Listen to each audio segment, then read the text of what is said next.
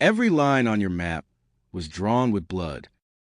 We look at the world today as if it has always been this way. We see fixed borders, established countries, and global superpowers. But the reality is far more fragile. The world we live in is not a finished masterpiece. It is simply resting between chapters of conflict.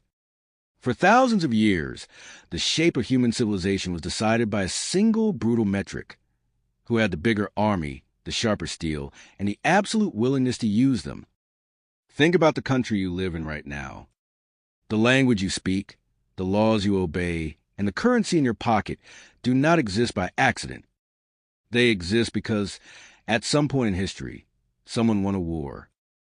And just as importantly, someone else lost.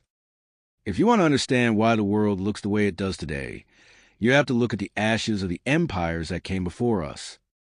Take a look at the Middle East, a region that has dominated global headlines for decades.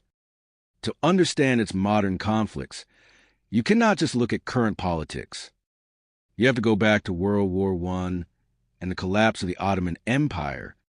For centuries, this massive empire ruled a region. But in 1916, two diplomats, one British, one French, sat in a room with a map.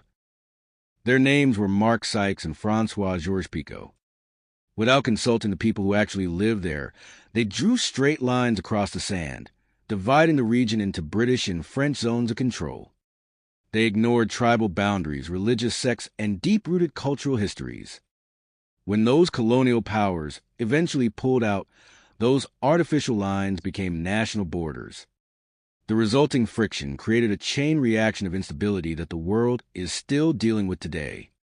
This is the power of war. A single conflict can shatter an empire, and a few strokes of a pen can doom a region to a century of unrest. But war does not just change maps. It accelerates human evolution. Chaos is a brutal catalyst for technological progress. The computers we use, the medical treatments that save our lives, and the global positioning systems that navigate our cars were not invented for peace.